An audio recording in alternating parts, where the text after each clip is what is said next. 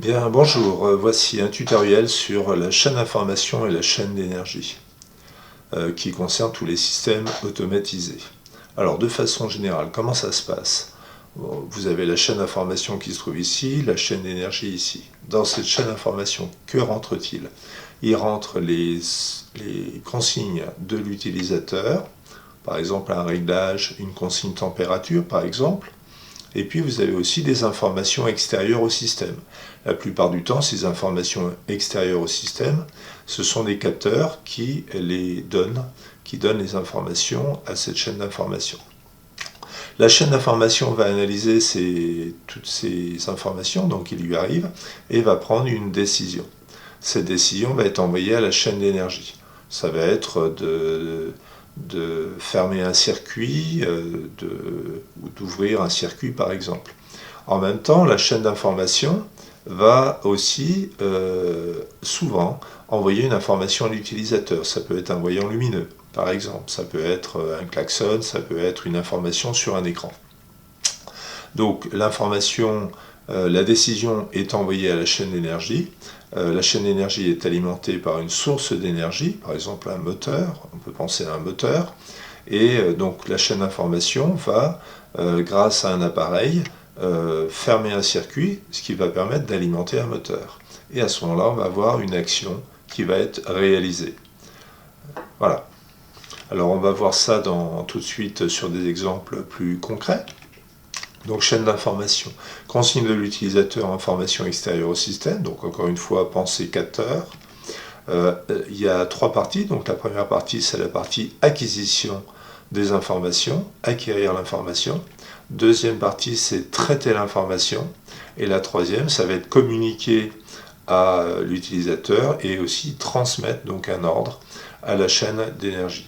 Traiter, donc c'est là où se trouve la plupart du temps un programme. On a un programme informatique, donc un programme sur une carte électronique qui va analyser les informations qui lui arrivent et prendre une décision.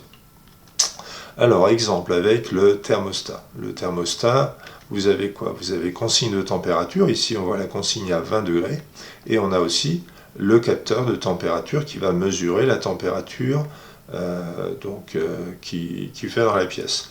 Et il va comparer les deux choses. Donc le 20 degrés, la consigne arrive ici. Le capteur qui mesure la température, le 19 degrés 3, arrive ici. C'est la première partie. Ensuite, donc, dans la chaîne d'information, il va traiter ces informations. Donc le thermostat va dire si la température est inférieure à 20 degrés, il va falloir déclencher le chauffage. Si c'est supérieur à 20 degrés, il va falloir l'arrêter. On va, voilà, donc le circuit électronique compare la température. Si la température de la pièce est trop faible, le circuit électronique envoie l'ordre au chauffage de se mettre en marche et inversement. Donc on va avoir l'affichage de la température en guise d'information. C'est une information intéressante pour l'utilisateur. Et on peut avoir des informations comme quoi la chaudière est mise en marche ou non. Donc transmettre ordre pour la chaîne d'énergie. Voilà. Alors la chaîne d'énergie. La chaîne d'énergie, il y a l'énergie d'entrée, il faut toujours une énergie importante. Mais ça peut être aussi des piles. Partie alimentée, deuxième partie distribuée, c'est-à-dire c'est un appareil qui va permettre de fermer et penser fermeture-ouverture d'un circuit électrique par exemple. On a l'ordre de la chaîne d'information qui arrive ici.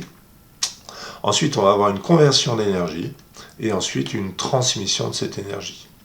Et pour enfin réaliser l'action. Alors regardons un exemple, le lampadaire automatique. Lampadaire automatique, pour qu'il puisse fonctionner, il lui faut une consigne de luminosité. On va régler luminosité, donc quand il fait nuit, mettons à partir en dessous de 50 lux par exemple. Une consigne horaire, il va pouvoir fonctionner aussi suivant l'heure. Si après 7 heures le matin, eh bien le lampadaire s'éteint obligatoirement. Et le capteur va mesurer la luminosité, les capteurs vont mesurer la luminosité et l'heure. Donc c'est la partie acquisition des informations. Ensuite, traiter. Là, il y a un circuit électronique qui va traiter ces informations et donc il va les comparer et qui va prendre une décision. Donc si la luminosité par exemple est trop faible en fonction de l'heure, le circuit électronique va envoyer un ordre à la chaîne d'énergie d'éclairer. Voilà, ordre pour la chaîne d'énergie. Bon, chaîne d'énergie, c'est la suite. On peut penser que ce lampadaire est alimenté avec du 220 volts. La prise de courant, donc c'est la partie alimentée, fournit l'énergie électrique. Donc c'est ce qui arrive de la chaîne d'information, c'est soit des fils, soit par circuit électronique, distribué. Donc là, on a un petit appareil qui va fermer. Ici, c'est du courant, donc c'est un circuit électrique. Il va fermer ou ouvrir un circuit électrique. Un contacteur électromagnétique, par exemple, c'est un exemple. Convertir, qu'est-ce qui va convertir ici? Bien, c'est l'ampoule électrique qui va convertir l'énergie électrique en énergie lumineuse. Alors, transmission, il pourrait y avoir une transmission, on peut dire qu'il y a une transmission si on a un réflecteur, par exemple. Bon, pourquoi pas? On peut ne pas avoir de transmission.